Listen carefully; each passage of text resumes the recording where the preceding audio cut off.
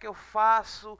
Não dá mais tempo de estudar, eu acho que o que eu vi não foi o necessário para a filosofia, meu Deus, e agora o que é que eu faço? Calma, calma, calma, calma, calma. Vamos ter calma, vamos ver algumas coisinhas básicas, coisas que vocês já viram, certo? É só rever, certo? Então eu faço parte da escola Cidadã Integral, né, aqui da cidade de Picuí, na Paraíba, e vou deixar algumas dicas básicas para que vocês possam ter uma noção do que vai haver no dia. Não precisa você ficar tão eufórico. Calma, calma, vamos lá.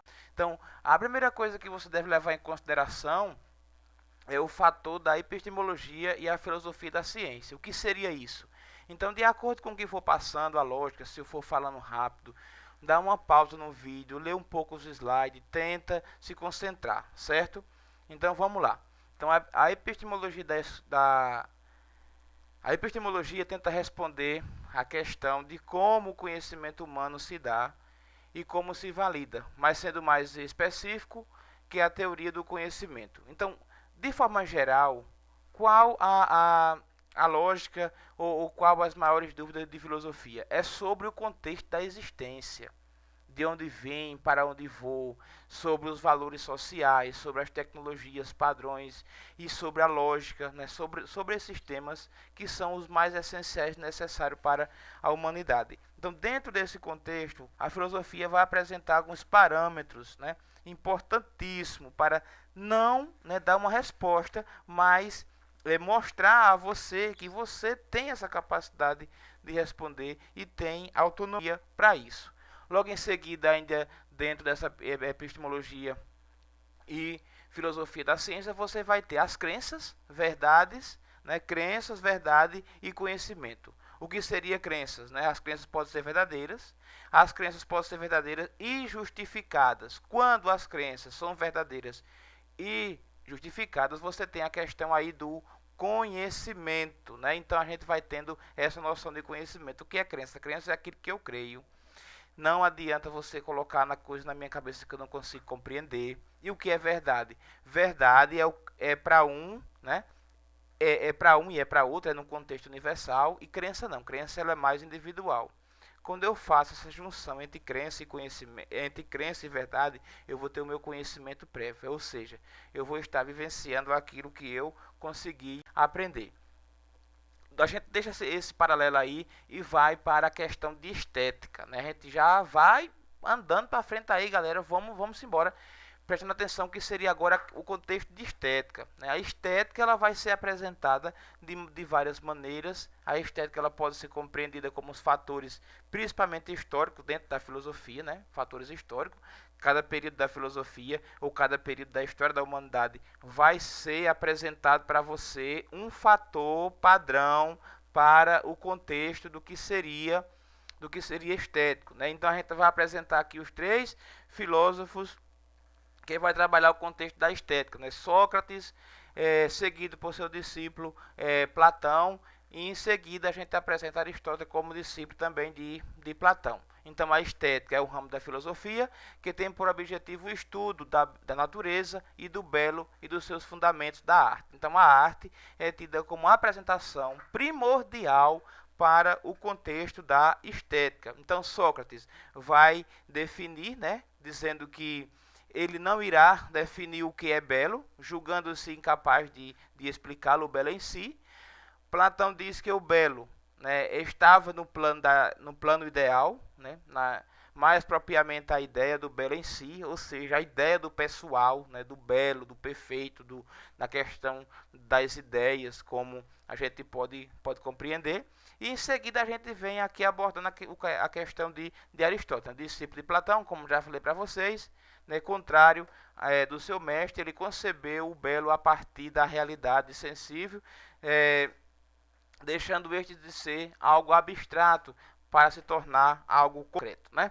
Então aqui a gente tem uma questão de estética, né, vezes arte, ou estética e arte, porque seria aqui demonstrado a questão do jardim das delícias, mostrando a representação do que seria estético, do que seria belo. O belo às vezes pode não ser tão compreensível, pode não ter uma sutileza de real, porque pode haver questão de termo abstrato, mas oferece para você uma condição de compreensão de beleza, certo? E aqui você vai fazer uma leitura do que seria estético. Tudo aquilo que você tem como belo é tido como estético. Então, mas depende também do contexto, tempo. Leve em consideração, gente, quando vocês for analisar essa questão e você for ler uma questão de filosofia no dia da prova do Enem de vocês, leve em consideração o espaço-tempo, certo? Cada pessoa, em cada tempo, vai falar de uma forma. Então, esse espaço-tempo é um fator predominante para que vocês não se percam na hora da sua prova. Vamos lá. Então, a gente vai agora falar um pouco do que seria ética ou filosofia moral. De forma geral, a gente tem que levar em consideração que a ética ela está voltada para o contexto social em um todo, certo?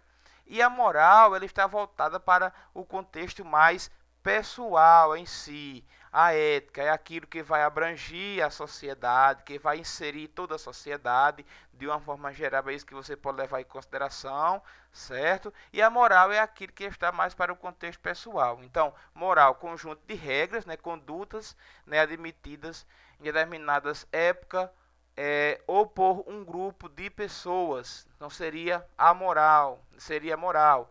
Em seguida, eu vou ter ética ou a filosofia moral, que é parte da filosofia que se ocupa com a reflexão a respeito das noções e princípios que fundamentam a vida moral. É uma sendo parceira da outra, e lembre que aqui vai estar sendo apresentado para vocês, né, o fator tempo, né, o conjunto de regras, a questão de época, né, determinada época. Então isso aí é dizendo que cada época, cada princípio, cada regra, cada ser tem o seu foco em si. Então, lembrar também desse fator tempo é essencial para que você se dê bem na prova de filosofia, de sociologia, de história, de geografia, principalmente nas áreas de humanas, vai levar muito, né, vai levar muito a sério a questão do fator tempo, né? Então, aqui a gente vai ter. Aqui está minha prova de redação, né? Aqui está minha redação, professora, né? Sobre ética. Ele vai fazer uma redação sobre ética e vai dizer o seguinte: professora, né? Apresenta também para a professora uma maçã, dizendo que ela, na hora de corrigir a prova, lembre-se, né? Lembre-se do que aconteceu, lembre que ele deu a maçã a ela. Então, quer dizer, então aqui já fala de ética na redação, mas foge da ética em prática. E aí fere a moral, os princípios éticos da moral, porque apresenta uma maçã à professora, dando a conotação de que ela, ao corrigir a prova, veja que ele deu a maçã e vai dar uma nota boa para ele, né? Então, sai totalmente do contexto de ética pelo fato dele dar uma maçã para sua professora, certo? Aqui nós temos alguns passos, né, princípios éticos, né, e código de conduta, né, então dentro da ética e dentro da moral. Eu não vou passar muito tempo com os slides, você pode dar uma pausa e tá vendo direitinho, né? Ética é princípio, né, é permanente, é universal, é regra, é teoria, reflexão, não é tratar do bem e do mal. Já para a moral, né, como código de conduta, você tem moral é conduta específica, moral é temporal, moral é cultural, moral é conduta da regra, moral é prática, moral é ação, moral trata do certo e errado. Gente, veja mais uma vez a questão, né, temporal e cultural, levando em consideração o espaço-tempo, certo? Então, a ético, né? A ausência da ética. A gente às vezes diz muito antiético. Fulano é antiético. O que é antiético? Antiético é contrário à ética. A moral, né? A ausência de moral. E imoral, né? É contrário à moral. Beleza, galera? Vamos lá. Então, filosofia da linguagem. A filosofia da linguagem ela vai ser apresentada de várias formas, levando-se em consideração, sim, o fator tempo. Então, você já viu isso aí nas suas aulas de redação, nas suas aulas de português, com a sua professora, onde ela vai apresentar textos verbais, não verbais, a questão de apresentação, de como se expressa, a questão do diálogo, a questão da retórica. Tudo isso aí é levado em consideração dentro da filosofia da linguagem, né? A forma de argumento, de contra-argumento, de premissa, de conclusão, todos aqueles assuntos básicos que vocês viram aí no primeiro ano, no segundo ano, e rever alguma coisa aí lá no no terceiro ano agora, desse ano, certo? Então, a questão da filosofia da linguagem vai ser justamente esse contexto de abrangência da sociedade através da linguagem, através das performances de fala para essa sociedade como tudo, certo? Então a gente tem alguns tópicos, né, sobre a filosofia da linguagem, que era o poder e significação das palavras, né, o pronunciamento do homem sobre a realidade, a admissão dos signos, a dependência da razão da linguagem, a participação dos discursos na construção do arquetipos sociais, a análise dos instrumentos de comunicação, a interação social, as diversas linguagens, e a gente vai tendo toda essa abrangência ainda, a questão gestual, a questão da escrita, a forma como você se expressa, como você fala, como você mexe com as mãos, a sua linguagem corporal, a sua performance corporal também leva em consideração também. E a manipulação da linguagem. Tudo isso aí está dentro de uma filosofia da linguagem, né? Leve tudo isso em consideração e faça uma conotação com tudo aquilo que você está vendo, porque possa ser que muitas vezes acontece de algumas provas do Enem vir como imagem. E essa imagem, né? Essa imagem é o que faz com que você responda a questão. Você não conseguir fazer uma leitura da imagem, você não vai ter como responder essa questão. A gente tem que estar ligados para isso também, certo? Lá em português, às vezes, qualquer disciplina, vem apresentando uma imagem, e essa imagem é a chave para você responder a sua questão e estudar bem nela, certo? Então a gente vai trabalhar do contexto político. Gente, vamos lá, cuidado, cuidado, cuidado. A gente está vivenciando um contexto no Brasil muito sério. A questão política é algo muito complicado que a gente pode interpretar no Brasil, mas eu estou falando dessa complicação, né, no Brasil, quando eu estou falando de política partidária, galera. Não confunda política partidária com política para a filosofia no geral. Política para a filosofia é termo de organização social, é o ser que se organiza, é um ser que busca através de mecanismos políticos, sociais se organizar. Isso aí é política, é organização. Quando você vem para a questão do Brasil, onde muitas pessoas não aceitam que a política seja algo positivo, pelo grau de corrupção que tem no Brasil, não leve isso em consideração, certo? A política é algo que tem como objetivo se organizar, certo? Então, vamos levar sim isso em consideração. Aqui nós temos algumas perguntas que você pode usar como análise, né? Algumas questões de filosofia política. Você faz uma leitura prévia, né, do o que se justifica a política, o que é uma forma de governo. Nessas características que você vai tendo dentro do período de tempo, você vai conseguindo compreender o que seria política, certo? Então, numa regra geral, política é forma de se organizar. Os poderes públicos, por exemplo, brasileiro, nós compreendemos que as pessoas que estão lá nos representando, elas são honestas, certo?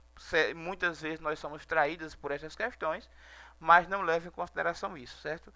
Leve a questão da legalidade, a questão do ser, de se organizar. É isso que o ser precisa ter como ser social, como ser político. Veja e leve em consideração o fator de organização. Gente, vamos agora partir para a questão lógica. O que é lógica, né? A lógica é o campo, né? É um dos campos da filosofia e pode ser considerado uma disciplina introdutória para qualquer estudo filosófico. Isso acontece porque a lógica lida com raciocínio e raciocínio e argumento fazem parte de qualquer reflexão filosófica. Ou seja, ela no campo da teoria do conhecimento, da ética, da filosofia política ou da estética. Lógica, você vai ter que levar em consideração que é algo mais universal. O que é lógico para você é para qualquer pessoa. 2 mais 2 são igual a 4. Para qualquer pessoa no mundo vai entender isso como regra. É diferente de uma crença, que uma crença você acredita ou não. Já a lógica você vai ter ela como verdade. Você Preste atenção, você tem um lápis em sua mão, você solta ele, ele vai cair. Isso é uma lógica pelo contexto da gravidade. Então você vai levar isso aí em consideração. Então, a questão lógica é aquela que não aceita um argumento, porque já é lógico, já é próprio, já é fechado, já se fecha para essa ideia. Vou lá, galera, para a gente não perder tempo, né? Então, você aqui vai ter aqui algumas questões lógicas dentro da filosofia, dentro da matemática, até na computação e também na física. Você vai ter alguns exemplos aí que vai abranger mais o seu conhecimento com relação à questão lógica, certo, galera? E aí a gente passa para o fator metafísico. Metafísico é aquilo ou tudo aquilo que está além da física, certo? Você é físico, né? Um ser em si é físico, mas você também é espiritual. O seu espírito é metafísico. Ok, galera? Vamos entender isso como uma certeza absoluta. Metafísico, tudo aquilo que está além da física, certo? Então, vamos lá. Aquilo que está além da natureza, né? Então, você tem que levar em consideração os princípios, as causas, né, o sistema metafísico, as formas clássicas, né, essas problemáticas que a filosofia vai oferecer dentro da metafísica, certo? Tudo aquilo que está além da física. Natureza é físico, mas tudo aquilo que está além, o sobrenatural, podemos assim dizer, é aquilo que é entendido como metafísica, que serão os princípios fundamentais para a filosofia. Ok, galera? Você vai dando uma pausazinha, vai entendendo, compreendendo, qualquer coisa no final do vídeo, você deixa o seu recado, deixa a sua dúvida que a gente volta e tira e você vai se dar bem sim. Preste atenção, acredita, né? Além de qualquer coisa, acredita que você vai se dar bem na prova, tem essa confiança, essa autoconfiança necessária para que você se dê bem. Ok, galera, vamos lá. Então, na filosofia, você vai se levar em consideração 4 princípios, né? Esses 4 princípios são essenciais, certo? Não precisa você estar preocupado aí com 5 princípios ou com mais não. Preste atenção, leve em consideração 4 períodos da filosofia que são essenciais: antiga, medieval, moderna e contemporânea. Na filosofia antiga, você vai levar em consideração o fator de tempo que seria Platão, Aristóteles, Sócrates, que faz parte da filosofia antiga, Tales de Mileto, que faz parte da filosofia antiga, como os criadores da filosofia. A medieval, você não pode esquecer que essa medieval vai se dividir em patrística, né, e escolástica, e medieval é a filosofia da Idade Média que vai falar principalmente do contexto dos padres, certo? Dos padres da igreja. E quando eu falo igreja, para o período medieval, eu estou falando da igreja católica. Logo em seguida, eu vou para a filosofia moderna, a questão da crença na ciência, a partir daí, certo? Então aí você vai levar em consideração a queda do muro da Bastilha, né, que vai liberar a forma de pensamento. Então, nesses 4 períodos, o fator crença ele é primordial. Filosofia antiga vai acreditar nos deuses, nos mitos, né? A filosofia medieval vai acreditar nos conceitos da verdade revelada imposta pela igreja. Então a igreja tinha o conhecimento em si para a época, e a filosofia moderna vai levar em consideração a questão da ciência, né? E a contemporânea leva em consideração todos esses princípios antigos, né? Leva em consideração e também o fator metafísico, certo? Aqui nós temos uma breve apresentação do que seria a filosofia antiga, começo histórico da filosofia. Os primeiros filósofos gregos surgiram na colônia grega, na região de Jônia, e ficaram conhecidos como os pré-socráticos, né? Pré-socráticos, você pode lembrar que são os filósofos antes de Sócrates, certo? Então a filosofia surge para superar o senso comum com os pré-socráticos, né? A filosofia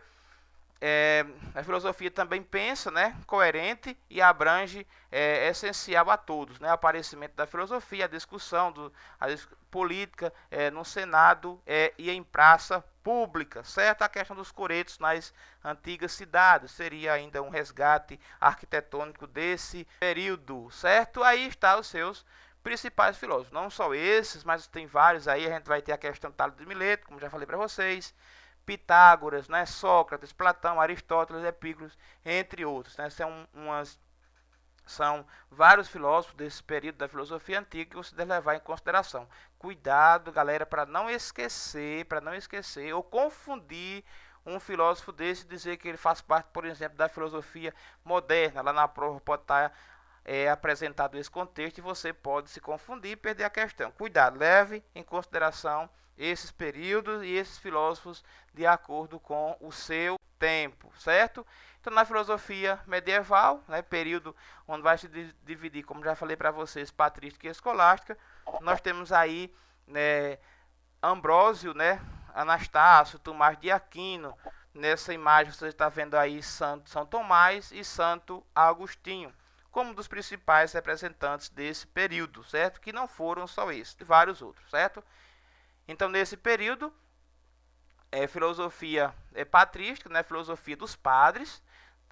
Uma das correntes mais comuns na filosofia medieval foi a escolástica, ou a filosofia da escola. A filosofia medieval, de modo geral, assim como o próprio período, foi iniciado pelo catolicismo. Então, igreja, naquele período só tinha uma igreja católica, galera. Vamos lá. Principais filósofos desse período, Agostinho, né, como já falei, Anselmo, Tomás de Aquino, também teve Ambrósio, Anastácio e assim por diante. A gente deixa esse período e vai para a questão do iluminismo, onde vai ter lá a questão dos princípios kantianos, onde vai falar sobre a filosofia moderna, certo? Então, nessa filosofia moderna, o iluminismo foi uma expansão de novas ideias em defesa do homem, né, dependente da natureza, felicidade, conhecimento científico, técnico, e um dos modos que mostra o iluminismo, que era através né, da Enciclopédia, que seria os grandes livros para o estudo da filosofia nesse período. A gente deixa essa moderna e praticamente chegamos os dias atuais com a filosofia contemporânea. Mas antes disso, a gente vai apresentar alguns dos principais filósofos desse período, como Thomas Hobbes, né? Como Emmanuel Kant, René Descartes, Rousseau, entre outros, né? Spinoza.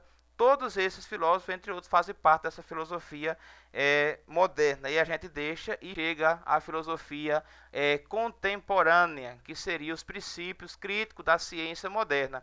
Levando em consideração o espaço-tempo, eu deixo de acreditar nos deuses apresentados pela filosofia antiga, deixo talvez de acreditar em Deus apresentado pela filosofia medieval e passo agora à filosofia contemporânea. Eu acredito ainda no espaço da ciência e as ideias científicas ao nosso favor. Você pode dar uma pausa e estar se aprofundando mais sobre cada slide desse, como eu estou falando para você. Certos princípios problemáticos, né, desse período do contemporâneo, como eu falei para vocês, seria a crítica metafísica, certo? E humanas, teorias sociais, os valores, as linguagens, culturas, estética, os direitos humanos, teorias sociais, como eu já falei, como o tudo. Então, os seus principais filósofos, né, como Friedrich Nietzsche, o grande crítico, né, que vai oferecer para você a possibilidade, um dos melhores livros dele, que você precisa ler um pouco sobre, que seria o Anticristo, que seria um filósofo que morreu em 1900, né? E vai tratar de problemática baseando-se na questão religiosa, né? Nós temos Hannah Arendt, né? Simone, todos esses filósofos aí que estão sendo apresentados, Heidegger vai deixar, Heidegger, Rangel, todos esses deixam o seu ponto de partida como princípio básico da filosofia contemporânea. É isso aí, galera, bons estudos, vamos lá, boa sorte, tenha confiança, tenha autoconfiança, que é o necessário. Deixe embaixo do vídeo, né, o seu comentário, que a gente está respondendo para vocês. Valeu!